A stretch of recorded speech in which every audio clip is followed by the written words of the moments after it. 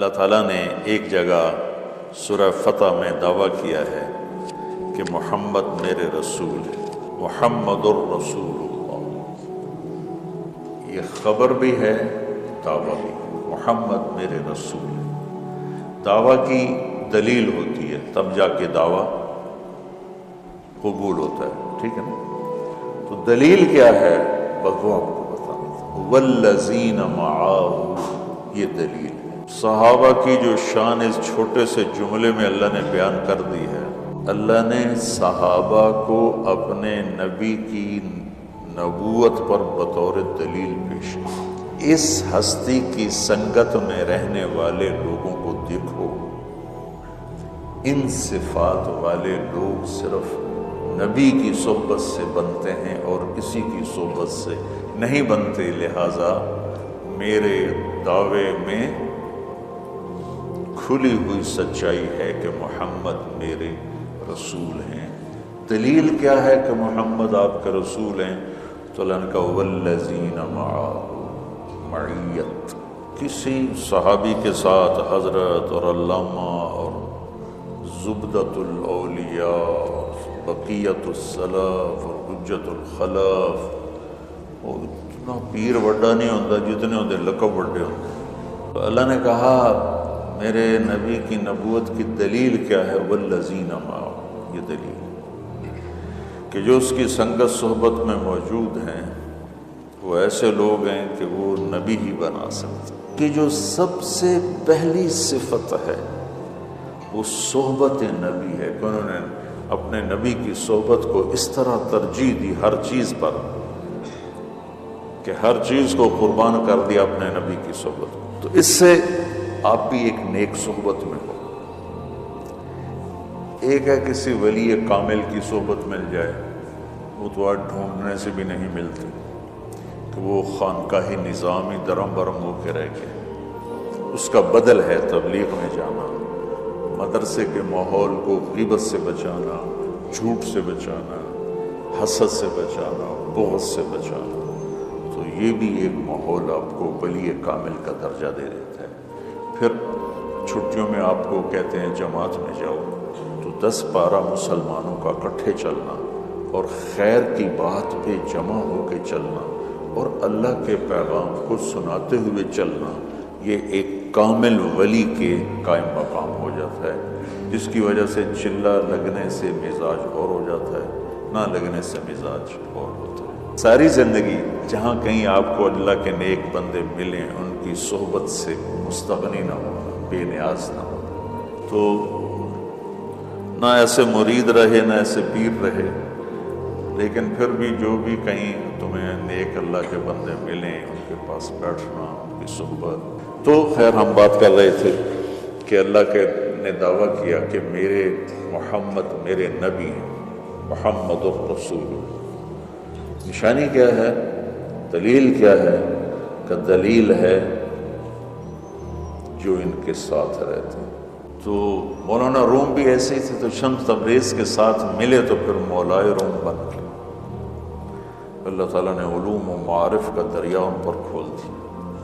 تو یہ لوگ کیسے ہیں جو میرے نبی کے ساتھ ہیں؟ اشداء علی الکفار، یہ باطل کے لیے سیسا پلائی دیوار ہے اور نہ ٹوٹنے والی چٹان ہے۔ یہ تو ان کی اجتماعی زندگی کو بتایا۔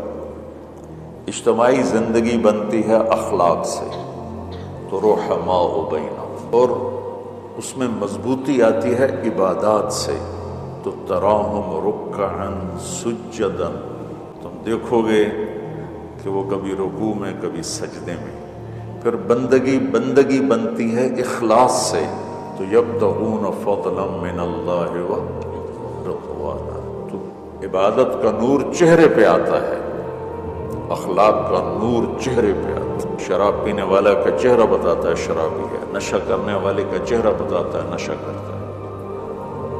نماز اور اخلاق کو بنانے والے کے چہرے پہ ایک ملاحت ہوتی ہے، ایک کشش ہوتی ہے، تو سیماہم فی وجوہہم من اثر السجود۔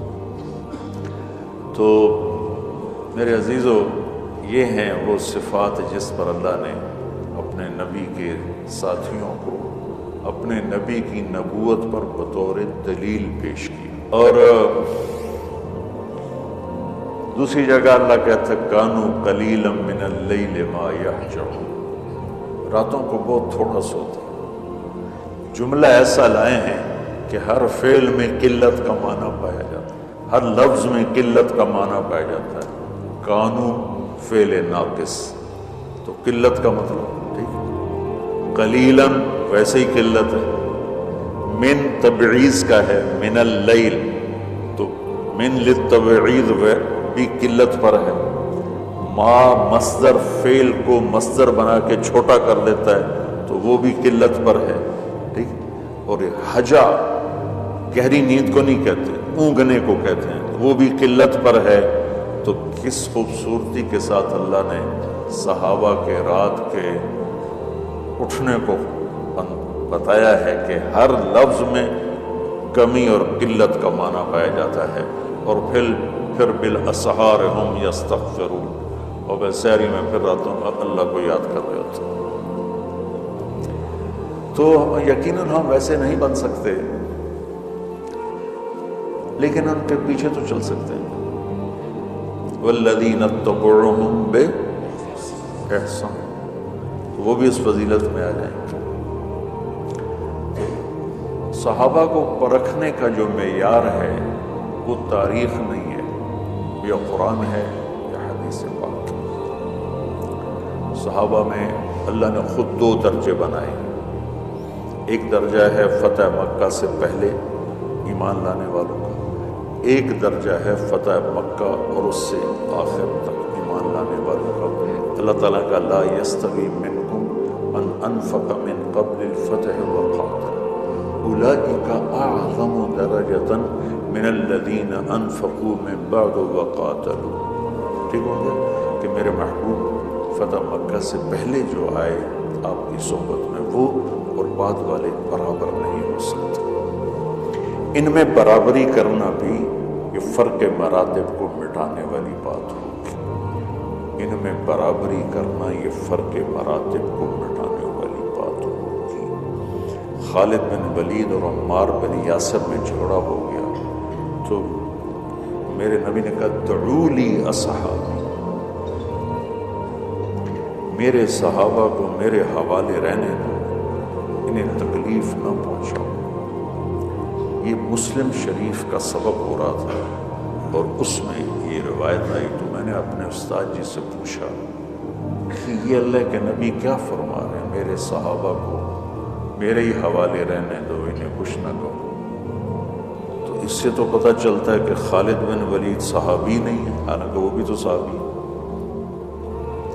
جس کو کہا جا رہا ہے وہ بھی صحابی ہے، جس کے بارے میں کہا جا رہا ہے وہ بھی صحابی ہے.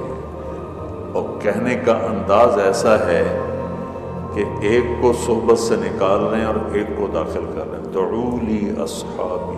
میری بات سمجھ میں آ رہی؟ خالد بن ولید خود کتنے بڑے صحابی ہیں، سیف اللہ. تو میں نے استاد جی سے سوال کر دیا، پھر اگلے دن انہوں نے بتایا کہ اس میں صحابی ہونے کی نفی نہیں، مرتبے کی نفی ہے کہ جس مرتبے کی صحبت عمار کی ہے اس مرتبے کی صحبت خالد کی نہیں.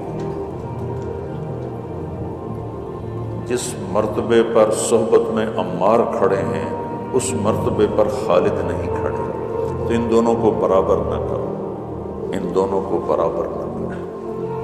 تو صحابہ میں دو طبقے تو اللہ نے خود بنائے، اور پھر مہاجرین، پھر اہل بدر، اہل احد اور صلح حدیبیہ والے، یہ سب الگ الگ مقامات کے لوگ ہیں.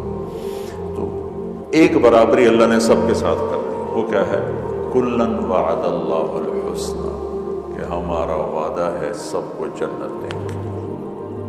اللہ تعالیٰ نے اپنے فضل و کرم سے اس امت پر یہ کرم کیا کہ اس امت کا علم جس طرح اترا اسی طرح موجود. یہ بول آج سے 1439 ہجری چل رہی، تو یہ بول آج سے 1430-32 سال پہلے میرے نبی کی زبان سے جیسے نکلا تھا ویسے ہی اس بچے نے ادا کیا۔ یہ اللہ کا اس امت پر احسان ہے، احسان۔